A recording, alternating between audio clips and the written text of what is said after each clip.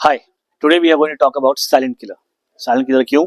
क्योंकि सिर्फ 45% पेशेंट्स को पता होता है कि उन्हें ये बीमारी है और इसे अगर साइड में रहते ट्रीट नहीं किया जाए तो उसकी वजह से कई कॉम्प्लिकेशंस भी हो जाती हैं। My name is Siddharth Bhardwaj, I am a certified chef and dietitian and today we are going to talk about high blood pressure. Well, what is high blood pressure? जब आपकी खून की धमनियों में या आर्टरीज में बहने वाले खून का प्रेशर आपकी आर्टरीज पे जरूरत से ज्यादा बने रहता है और उसकी वजह से आपकी आर्टरीज को डैमेज होने का खतरा बना रहता है, तो उसे हाई ब्लड प्रेशर या हाइपरटेंशन कहा जाता है। आपका जो हाई ब्लड प्रेशर होता है इसमें दो रीडिंग्स होती हैं।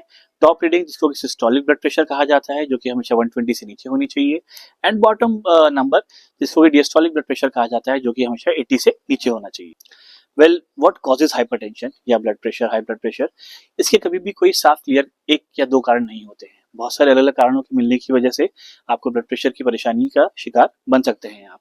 इसमें सबसे ऊपर आता है वो है अनहेल्दी ईटिंग पैटर्न्स। मैं हमेशा यही बात बोलता हूँ कि जो मैं डाइट्स बताता हूँ उसको कोई हेल्दी आदमी भी अगर फॉलो करेगा तो उन सब बीमारियों से बच के रहेगा। आपको फ्रेश खाना है, आपको सीजनल खाना है, आपको रिफाइंड शुगर, रिफाइंड चीज़ों से, ग्रेन से दूर रहना है। जिन भी चीज़ों पर ज़रूरत से ज़्यादा नमक होता है आपको उनसे दूर रहना है। इसके बाद आता है लैक ऑफ फिजिकल एक्टिविटी, जो कि आज एक हमारे लिए बड़ी परेशानी बन गई है।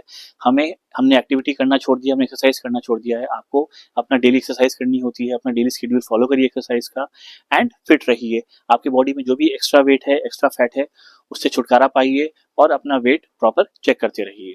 इसके बाद आता है आपका हाई कंजप्शन ऑफ अल्कोहल, या फिर अगर आप टोबैको का भी इस्तेमाल करते हैं तो ये भी आपका एक कारण बन सकता है आपके ब्लड प्रेशर बढ़ने का। इसके बाद आता है आपका फैमिली हिस्ट्री। अगर आपकी फैमिली में ऑलरेडी किसी को ये बीमारी थी या पहले से अगर चलती आई है तो भी आप इसका शिकार आराम से बन सकते हैं। या फिर आजकल कई सारे केसेस में देखा जाता है कि अगर आप 55 की एज से ऊपर हैं तो भी आप इसका शिकार बन सकते हैं। अब इसकी वजह से होने वाली कॉम्प्लिकेशंस के बारे में बात कर लेते हैं। अगर हाइपरटेंशन को समय रहते ट्रीट ना किया जाए तो इसकी वजह से बहुत सारी हमको फिजिकल मेडिकल प्रॉब्लम्स हो सकती हैं। इसमें सबसे ऊपर आता है सीएडी यानी कि कोरोनरी हार्ट डिजीज। इसके बाद आ सकता है आपका स्ट्रोक या फिर heart attack, peripheral artery disease, kidney disease या किडनी फेलियर भी हो सकते हैं। अगर आप प्रेग्नेंट है तो आपकी प्रेगनेंसी में भी कॉम्प्लिकेशंस हो सकती हैं। आई डैमेज या वेस्कुलर डिमेंशिया की प्रॉब्लम भी आपको आ सकती है। Now what are the dos? हमें क्या क्या करना चाहिए इस कंडीशन में? सबसे पहले अपना एक्स्ट्रा वेट कम करिए, एक्सरसाइज करिए, अपना डेली शेड्यूल बनाइए, जो भी आपके अंदर एक्स्ट्रा फैट है उससे छुटकारा पाइए।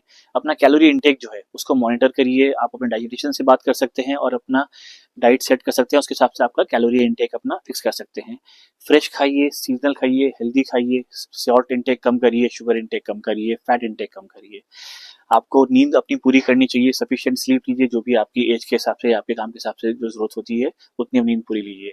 हमको SAS से दूर रहना है। SAS का मतलब होता है स्मोकिंग, अल्कोहल एंड स्ट्रेस। इन तीन चीजों से हमें हमेशा दूर रहना है। अपना बीपी मॉनिटर करिए और अगर आपको लगता है कि आपका बीपी जरूरत से ज्यादा बढ़ रहा है या घट रहा है तो आप अपने फिजिशियन या डॉक्टर से बात कर सकते हैं। Now let's talk about the diet in high blood pressure.